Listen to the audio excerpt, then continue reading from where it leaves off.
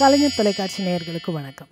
பல மேதைகள் தங்களுடைய வாழ்க்கையோட பெரும்பான்மையான பகுதியை சிரிப்போட ரிலாக்ஸ்டாக நிறைவு செஞ்சுருக்காங்க. நம்ம என்ன எப்படி படிக்கிறோம் அப்படிங்கிறது முக்கியம் இல்லை. நம்ம பிடிச்சதை படிக்கிறோமா, அது நம்ம எப்படி படிக்கிறோம், அதை எப்படி பார்க்குறோம், அதன் பொறுத்து தான் மேதைகள் உருவாகுறாங்க. பட் இன்றைய கல்வி முறையில் இந்த மாதிரி மேதைகள் உருவாக வாய்ப்பு இருக்கா? நம்மளால் பிடிச்சதை படிக்க முடியுதா? இப்படிங்கிற மாதிரியான கேள்விகளை முன்வைத்து பல சினிமாக்கள் வந்த வண்ணம் இருக்குது. அந்த வகையில் ஜீனியஸ் இந்த பரிமாணத்தில் என்ன மாதிரி கேள்விகளையும் பார்வைகளையும் சுமந்து வருது அப்படிங்கிறத ஜீனியஸ் படக்குழுவினரை மேடைக்கு அழைத்து பேசி கேட்டு தெரிஞ்சுக்கலாம். வெல்கம், வணக்கம், வாங்க.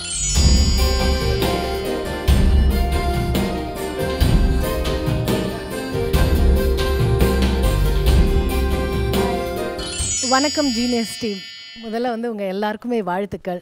சுசீந்திரன் சார் வணக்கம். உங்களை மீண்டும் இந்த அரங்கத்தில் சந்திக்கிறதுல ரொம்ப ரொம்ப சந்தோஷம் சார். தமிழ் சினிமாவில் முக்கியமான இயக்குனர் நீங்கள் இந்த படம் உங்ககிட்டேருந்து ஒரு அனௌன்ஸ்மெண்ட் வந்தாலும் எல்லாரும் அதை உத்து பார்ப்பாங்க. ஸோ இந்த படமும் நிறைய விஷயங்களை, நிறைய பரபரப்பான விஷயங்களை பரபரப்பாக பேசியிருக்கு அப்படின்னு தான் நினைக்கிறோம். இந்த படத்தை பற்றி சொல்லுங்கள் சார். ஜீனியஸ் கல்வி முறையில் மேதைகள் இன்றைக்கி உருவாக முடியுமா, உருவாக்கப்படுறாங்களா அப்படிங்கிற கேள்விகளை முன்வைக்குதா, இல்லை அந்த மாதிரியான படமா? இது எப்படி சொல்லுங்கள் சார். எல்லா ஊர்லேயும், எல்லா கிராமத்துலேயும், எல்லா சிட்டிலையும் படித்த ஒருத்தன் லூசு மாதிரி சுற்றிட்டுருப்பான். எல்லாருமே அப்படி ஒரு கேரக்டர் லைஃப்பில் சந்திச்சிருப்போம். ஸோ அது சமீபத்தில் அந்த மாதிரி கேரக்டர்ஸு ரொம்ப அதிகமாகிட்டுருக்காங்க. ஆமாம், அதிகமாகிட்டுருக்காங்க. அது அவங்க நமக்கு அண்டர்லைன் பண்ணி இந்த படத்தில் காமிக்கிறேன் நான். ஸோ லாட் ஆஃப் பீப்புள்ஸ் ஃபஸ்ட்லாம் நம்ம ஒரு தலைவலி காய்ச்சலுக்குன்னு ஹாஸ்பிட்டலுக்கு போன காலம் போய் இப்போ ஸ்ட்ரெஸ்ஸாக இருக்குது, ரொம்ப ப்ரெஷராக இருக்குது. இது சாதாரண ஒரு குடும்பத்து பெண் பயன்படுத்தக்கூடிய வேடாயிருச்சு. சின்ன பசங்க ரொம்ப ப்ரெஷராக இருக்குது, இப்போ எனக்கு நான் வரலப்பா அப்படிங்கிறான் என் பையன், 7 வயசு பையன். ஸோ இதுதான் இந்த படத்துடைய கதை. ஒரு ப்ரெஷரை ஹேண்டில் பண்ணுறது எப்படி அப்படிங்கிறத தான் இந்த படத்தில் சொல்லியிருக்கோம். இது ஒரு கல்வி முறையிலிருந்தே இந்த ப்ரெஷர் ஸ்டார்ட் ஆகுது. ஸோ ஒர்க்கில் அந்த ப்ரெஷர் ஸ்டார்ட் ஆகுது. ஸோ நம்மளுடைய இந்த தலைமுறை என்னவோ ஆக போகுது. ஸோ நம்மளாம் ஆற்றுலேயும் மண்ணுலேயும் சேத்துலேயும் விளாண்டவங்க. இப்போ சூரிய வெளிச்சமே உடம்புல படுறது கிடையாது. காலையில் என் பையன் 8 மணிக்கு எந்திரிக்கிறான்னு 8:30க்கு ஸ்கூலில் கொண்டு போய் விடுறோம். மறுபடியும் 3:30க்கு வர்றான். மறுபடியும் ஏதாவது ஸ்நாக்ஸ் சாப்பிட்டு 4 மணிக்கு படுக்கிறான். 6 மணிக்கு எந்திரிக்கிறான். 7 மணிக்கு ஒரு 1 ஹவர் டிவி பார்க்குறான். அதுக்கப்புறம் படிக்கிறான். மறுபடியும் 1 ஹவர் டிவி பார்த்துட்டு படுத்து தூங்கிறான். அவன் மேலே உடம்புல வெயில் படுறது கிடையாது. ஃபர்ஸ்ட் ஆஃப் ஆல் ரொம்ப ரொம்ப முக்கியமான விஷயம், ஆபத்தான விஷயம் கூட. ஸோ நம்மளுடைய ஜென்ரேஷனை நமக்கே தெரியாமல் நம்ம அவங்களுடைய ஸ்பாயில் பண்ணிகிட்ருக்கோம். இதை எல்லாமே இந்த படத்தில் சொல்லியிருக்கோம். ஸோ ஆனால் நமக்கு ஒரு படத்தை எனக்கு ரொம்ப பிடிச்சது பிகே. ஸோ அந்த படத்தை சொல்ல விஷயத்தை ரொம்ப என்டர்டெயின், அழகசாமி குதிரையிலேயே அதைத்தான் ஹேண்டில் பண்ணியிருப்பேன். ஸோ ஹியூமராக ஹேண்டில் பண்ணியிருப்பேன். ஸோ இந்த படத்தை நான் இந்த கண்டென்ட்டை ரொம்ப ராவாக சொல்லாமல் ஹியூமரோடு சொன்னால் நல்லாயிருக்கும் அப்படிங்கிறதுக்காக ஹியூமர் கலந்து எமோஷனோடு சொல்லியிருக்கோம். சில படங்கள் ஒரு அரசியல் மாற்றத்தை ஏற்படுத்தும். ஏன் இந்த விஷயத்தை நம்ம ஃபோக்கஸ் பண்ணணுன்ட்டு அது மாதிரி நிறையா ஒரு படத்துக்கு அப்புறம் சில சட்டங்களே மாறி இருக்குது. ஸோ அது மாதிரி இந்த படத்துக்கு அப்புறம் சில பெரிய அரசியல் மாற்றங்கள் கல்வியில் நடக்கும்னு நான் நம்புகிறேன். ஹீரோ சார், நீங்கள் சொல்லுங்கள். இந்த படத்தோடைய இது உங்களுடைய முதல் படம் இல்லையா? இந்த படத்தோட கதைக்காக நீங்கள் ஹீரோவாக நடிக்கணும் அப்படின்னு ஒரு முடிவு எடுத்தீங்களா, இல்லை தொடர்ந்து நடிக்கணுங்கிற ஆர்வத்தில் இந்த வாய்ப்பை நீங்கள் பயன்படுத்திக்கிட்டீங்களா? தொடர்ந்து நடிக்கணும் அப்படின்னு தான் ஃபஸ்ட்டு ஆரம்பித்தோம். இந்த கதை நான் செலக்ட் பண்ணல, அந்த கதை என்னை செலக்ட் பண்ணிடுச்சு ஆக்சுவலாக.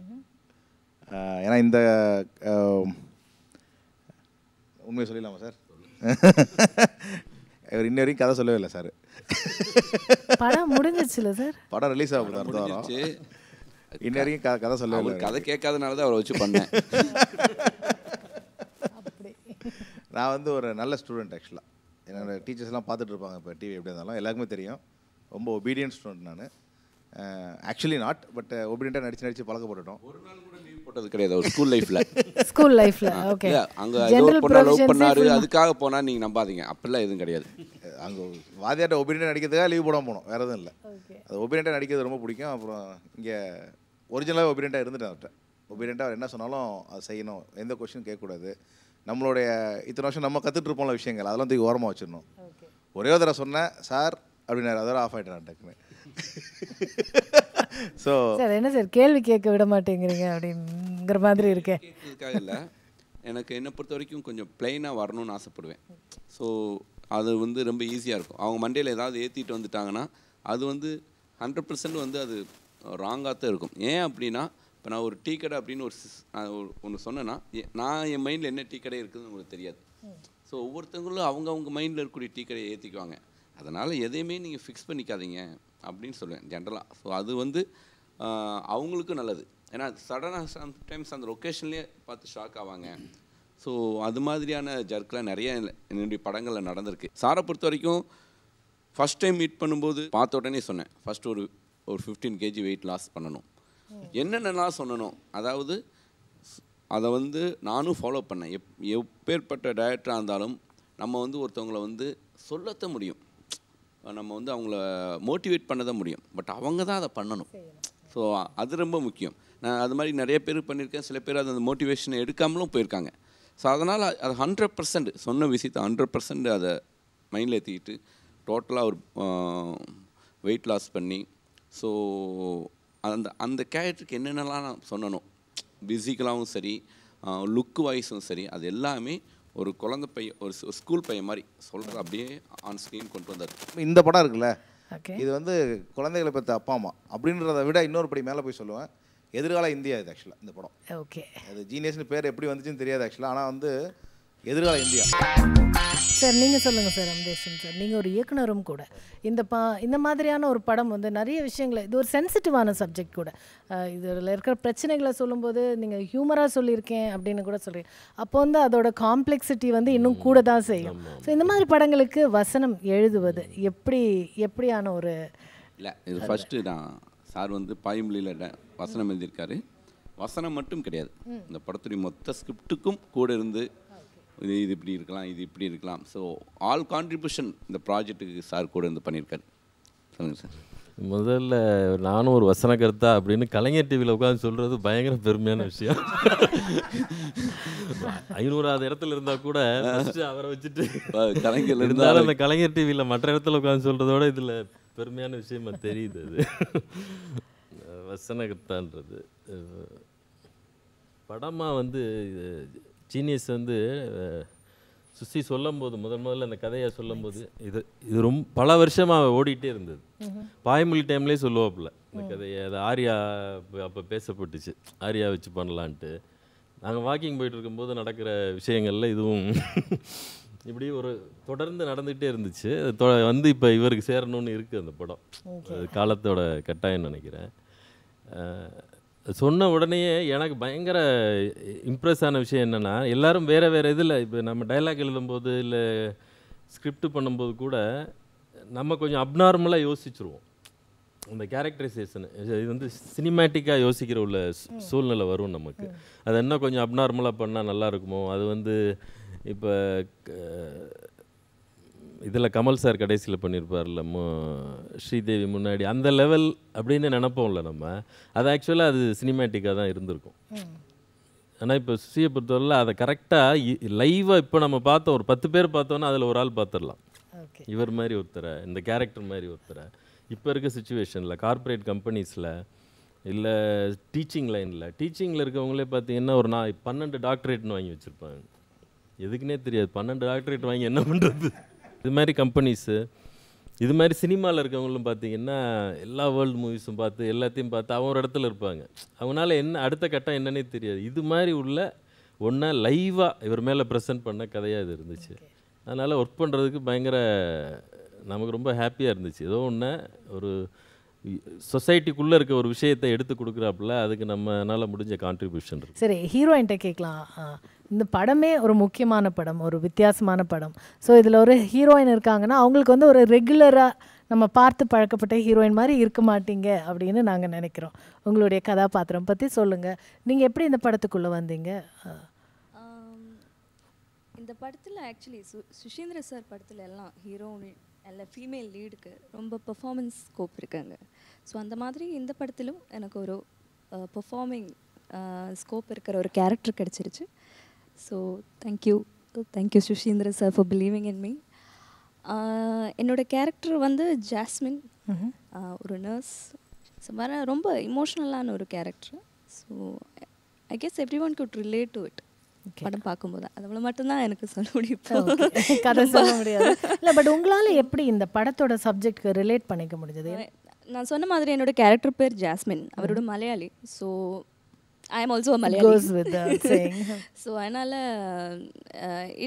ஐ mean the character as I said it's ரொம்ப எமோஷ்னலான ஒரு கேரக்டர். இப்போ சிரிப்பு நம்ம whenever we act, I mean Sushindra sir use to act out scenes. ஸோ அவர் வந்து இந்த ரோல் ரொம்ப ஃபிக்ஸ் அப் பண்ணி it's there. So like even if I smile a little bit more, இது கேரக்டர் வந்து வேற மாதிரி ஆகிடும். So it is I had to like balance it. So that's all. I don't know if I can say more than that. சரி, நாங்கள் உங்களை கஷ்டப்படுத்த விரும்பல. ஸோ அடுத்து அவங்கள கேட்கலாம். நீங்கள் சொல்லுங்கள், இது உங்களுடைய முதல் படமா? இல்லை, ஆக்சுவலி இதோட ரெண்டாவது படம் சுசீந்திரன் சார் கூட Okay. ஜீவால நடிச்சிருக்கேன் முன்னாடி. It's my second film with Suseenthiran sir. Yeah. So I come as a school girl in the padam, and it's about a girl who comes from Bangalore to Chennai. வந்து transfer ஆகிடும், உங்கள் ஃபேமிலியால் வந்துடுவாங்க.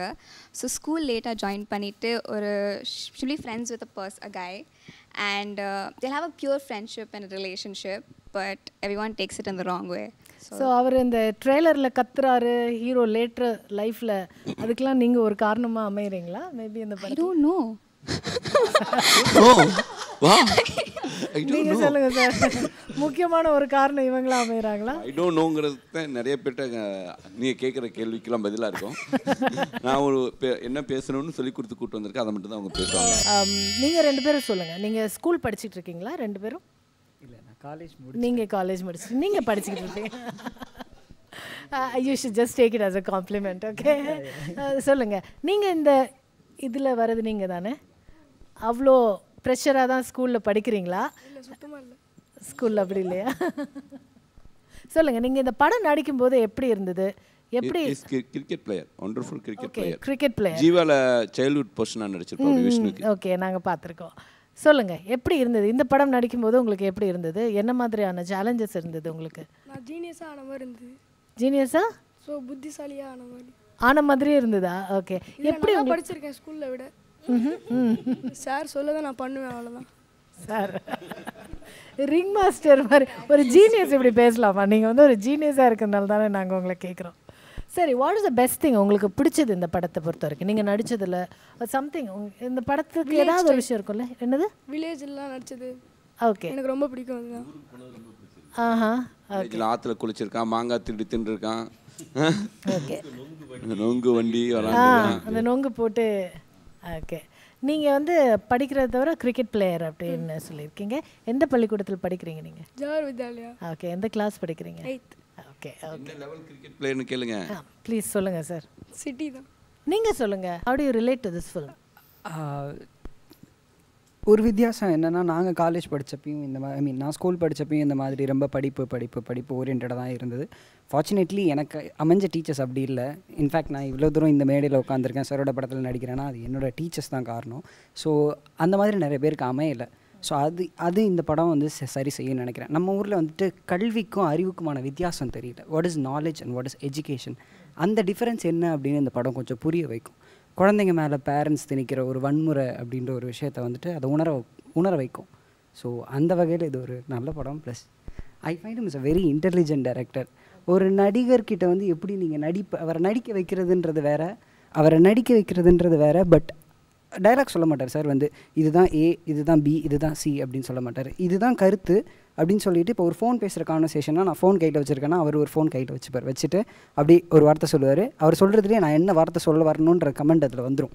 அதுக்கப்புறம் நான் அடுத்த வார்த்தை சொல்லுவேன். இப்படி இந்த மாதிரி ரொம்ப இன்டெலிஜென்ட்டாக வாக்குவாங்க. So you won't feel like நீங்கள் ஒரு நடிக்கிற மாதிரி ஒரு உணர்வு உங்ககிட்ட இருக்காது. ஏதோ ஒரு உரையாடல் மாதிரியான ஒரு உணர்வு தான் இருக்கும். இப்போ இருக்கிற மாதிரி தான் இருக்கும் ஷூட்டிங் ஸ்பாட்லேயுமே. ரொம்ப சில்லான ஒரு டைரக்டர், ஜாலியாக உங்களை சாஃப்டாக எடுத்துகிட்டு போயிடுவார். நீங்கள் என்ன சப்ஜெக்ட் பண்ணீங்க காலேஜில்?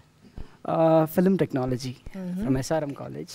ஓகே ஓகே சார், உங்களை மாதிரி ஒரு பெரிய டைரக்டர்ஸ் கூட இந்த மாதிரியான சில சேலஞ்சஸ் இருக்குன்னு கேட்கும்போது வந்து கொஞ்சம் ஆச்சரியமாகவே இருக்குது. அதனால தான் இந்த கேள்வி இருக்கும். 100% வந்து எல்லா டைரக்டர்ஸுக்கும் இருக்கும். அது சில பேர் ஓப்பனாக சொல்ல மாட்டாங்க. தர் சார். ஓகே சார், இந்த கதையை பற்றி பேசும்போது இந்த கதையில் இருக்கிற முரண்கள், இப்போ நீங்கள் சொன்னீங்களே படிக்கிறத பற்றின ஒரு விஷயம், அப்போ வந்து அதில் இருக்கிற நல்லது கெட்டதை நீங்கள் சொல்ல வரீங்க. அப்போது இதுக்கப்புறம் இதனால் யாரும் படிக்கிறது நிறுத்தவும் போகிறதில்ல, அது படிப்பு நல்லதில்லையே, அது it's a very sensitive subject. It's a very அந்த மாதிரி இருக்கும்போது இந்த கதைக்குள்ளே நீங்கள் ட்ராவல் பண்ணும்போது அதுலேருந்து முரண்களை நீங்கள் எப்படி சார், இது தீர்வுகளை சொல்கிற படமாக இருக்குமா இல்லை குற்றச்சாட்டுகளை வைக்கும் படமாக இருக்குமா, எது அதிகமாக இருக்கும்? அதாவது நான் அதான் சொன்னேனே, நான் இப்போ ஒரு விஷயம் பேசிகிட்டு இருக்கும்போது உடம்புல உங்கள் குழந்தைக்கு வெயில் படுதா அப்படின்னு கேட்டால் ஒரு நிமிஷம் யோசிப்பாங்க பேரண்ட்ஸ். ஆமாம் வெயில் படுறதில்ல அப்படின்னு அவங்களுக்கு உணர்த்துற ஒரு படம். ஓகேங்களா? ஆமாம் என் பையன் உடம்புல வெயிலே படுறதில்ல, வெயில் படணும்ல அப்படின்னு அவங்களுக்கு ரிமைண்ட் பண்ணுற படமாக இருக்கும். நம்ம சின்னதாக வந்து ஒரு மயிலிறகு மாதிரி ஒன்று நம்ம பையனுடைய முதுகில் வச்சுட்டே இருக்கும். அவங்க வைக்கிறது மயிலிறகு தான். ஓகே, ஆனால் அந்த மயிலிறகு வெயிட் ஏறி அந்த பையன் கீழே விழுகும்போது அந்த பையனுக்கும் வலிக்கும், பேரண்ட்ஸுக்கும் வலிக்கும். ஸோ இதுதான் பிரச்சனை. நமக்கு தெரியாது, நம்ம பண்ணுறது நமக்கு தெரியாது. நம்ம எத்தனை பேர் இந்த ஃபோன் வாங்கும்போது சந்தோஷமாக வாங்கியிருப்போம். ஃபோன் வாங்கிட்டோம்டா, ஐஃபோன் வாங்கிட்டோம்டா, டச் ஃபோன் வாங்கிட்டோம்டா அப்படின்னு எவ்வளோ சந்தோஷமாக வாங்கியிருப்போம். வாங்கின அத்தனை பேருமே கெட்ட வார்த்தை சொல்லி இந்த ஃபோனை எங்கேயாவது தூக்கி எறியணும்னு கோவம் வரும். உன்னோடய இருக்க முடியாது, ஃபோன் இல்லாமலும் இருக்க முடியாது. அதுதான் அது படிப்பும் வேணும், படிப்பு இல்லாமல் இருக்க முடியாது. எப்படி ஹேண்டில் பண்ண அந்த ஃபோனை, இந்த ஃபோனை எப்படி ஹேண்டில் பண்ணணுங்கிறது நமக்கு சொல்லிக் கொடுத்தா தான் தெரியும். சொல்லித்தரப்படுறதில்ல. ஃபோன் என்ன பர்பஸுக்கு வாங்கணும், அந்த பர்பஸை மீறி என்னென்ன பண்ணிகிட்ருக்கோம் நம்ம. ஸோ இது எங்கே கொண்டு போய் நிப்பாட்டும் அப்படிங்கிற விஷயத்தை தான் இந்த படம் சொல்ல போகுது. இந்த ஜீனியஸ் அப்படிங்கிற வார்த்தையை பேசும்போது தமிழில் மேதைகள், நம்ம பிடிச்சதை படித்தவங்க, அவங்க பிடிச்சதை செஞ்சவங்க, அப்படி சில பேர் நமக்கு ஞாபகம் இருக்கிறவங்கள ஒரு காணொலியாக உங்களுக்காக வரிசைப்படுத்தியிருக்கோம். அந்த நீங்கள் பார்க்கணுன்னு ஆசைப்படுறோம். தமிழ் சார்ந்தவர்கள் மேதைகளை ஒரு ஆடியோ விஷுவல்.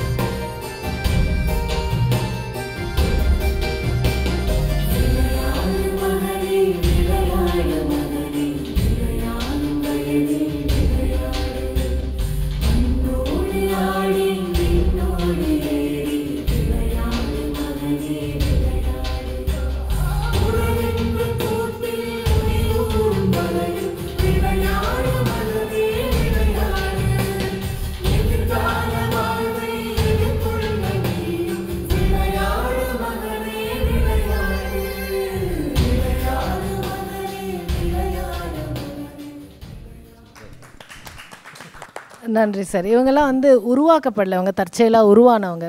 உங்கள் படத்தில் நடிச்சிருக்கிற மற்ற நடிகர்கள் பற்றி சொல்லுங்கள் சார். குறிப்பாக கரஸ்பாண்டாக நடிச்சிருக்காரு, அவரை பற்றி ஒரு 2 வார்த்தை சொல்லுங்கள். கண்டிப்பாக வந்து இந்த படத்தில் வந்து ஆடுகளம் நிறைய அவர் தான் வந்து அப்பா ரோல். ஏன்னா வந்து ஒரு சைல்ட்ஹுட் போர்ஷன்லேருந்து ஸ்கிரிப்டில் இருக்கிறதுனால அந்த பையனோடையும் நடிச்சிருப்பார், இவனோடையும் நடிச்சிருப்பார், சாரோடையும் நடிச்சிருப்பார். ஸோ இவங்க எல்லாருக்கூடையும் நடித்த ஒரே ஆர்டிஸ்ட் அவர் மட்டும்தான். இந்த ஹோல் டீமில் ஆர்டிஸ்டில் யாருக்காவது இந்த ப்ராஜெக்ட் மூலமாக நேஷ்னல் அவார்டு கிடைக்கும் அப்படின்னா ஐ திங்க் அவருக்கு கிடைக்கும். தென் இந்த படத்தில் சிங்கம்புலி என்ன நடிச்சிருக்காரு, ஸ்வீட் சர்ப்ரைஸ். ஏன்னா நான்மகனில் ஃபஸ்ட்டு ஒரு சீன் நடித்தார், பட் அது எடிட்டிங்கில் தூக்கிட்டோம். ஒண்டர்ஃபுல் சீன் அது. பட் அது சொல்லிகிட்டே இருப்பார், தம்பிம்பார். இந்த படத்தில் சாருக்கும் செகண்ட் ஹாஃப் ஃபுல்லாகவே இவங்க 2 பேருடைய ராஜாங்க தான். சிங்கம்புலி அவர் கொஞ்சம் அவர் மற்ற படங்கள்லேருந்து இந்த படம் கொஞ்சம் அவர் கொஞ்சம் விலகி தெரிவார். அப்புறம் வந்து மீரா மேடம், அவங்க வந்து சாருடைய அம்மா பண்ணியிருக்காங்க. ஆடுகளம் ஜெயபாலன் தாத்தா ரோல் பண்ணியிருக்காரு. ஸோ ஃபியூ சீன்ஸ் வருவார், ஒரு 4-5 சீன்ஸாக வருவார்.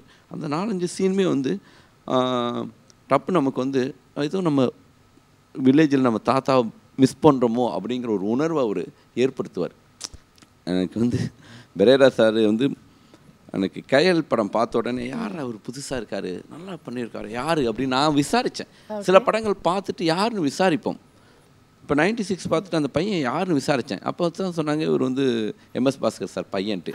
பயங்கர சர்ப்ரைஸாக இருந்துச்சு. ஏன்னா அவ்வளோ சர்ப்ரைஸாக இருந்துச்சு. சார் பார்த்தனையும் விசாரித்தேன் யாருன்ட்டு. ஆனால் அது வந்து ரொம்ப நல்லா பண்ணியிருந்தார். ஏன்னா நம்மளுடைய ஸ்கின் டோனு சில சமயம் கன்னட ஆர்டிஸ்ட்டு சில பேர் நல்லா பண்ணுவாங்க, பட் நம்ம தமிழ் ஆட்கள் மாதிரி இருப்பாங்க. ஏதாவது கன்னட ஆர்டிஸ்ட்டாக இருக்குமோ, ஸ்டேஜ் ஆர்டிஸ்ட்டாக இருக்குமோ. அப்புறம் சொன்னார் இது முழுக்க பிரபு சால் வந்து அவர் ட்ரெயின் பண்ணி ஸோ அது அந்த படம் பார்த்துட்டு தான் மாவீரன் கிட்டு நான் பயன்படுத்தினேன். ஏன்னா நான் வந்து ஃபஸ்ட்டு டெடிகேஷன், இன்னொன்று அவருடைய way of nature of telling வந்து ஒரு அன்பு இருக்கும். ஸோ அது வந்து நீங்கள் மாவீரன் கிட்ட பார்த்தீங்கன்னா அழகாக மறைமுகமான ஒரு கம்யூனிஸ்ட்வாதியாக இருப்பார். ஓகே, ரொம்ப அழகாக அந்த கதாபாத்திரம். அவருடைய மரணம் மிகப்பெரிய ஒரு சேஞ்ச் உருவாக்கியிருக்கும் மாவீரன் கிட்டல. ஸோ அதுக்கப்புறம் நான் வந்து வில்லேஜ் படம் மறுபடியும் நான் பண்ணலை. ஸோ எனக்கு கரெக்டாக மறுபடியும் அவருக்கு ஒரு நல்ல ஒரு ஸ்ட்ராங்கான கேரக்டர் பண்ணணும்னு நான் நினச்சிட்டே இருந்தேன். பட் இந்த படத்தில் ஒரு மெஜஸ்டிக்கான ஒரு ஒரு ஸ்கூலோடைய கரஸ்பாண்ட். ஸோ ஒரு அழகாக இருக்கும். Okay sir, thank you very much. மீண்டும் ஒரு முறை எல்லாருக்கும் எங்களுடைய நன்றிகள். தேங்க்யூ.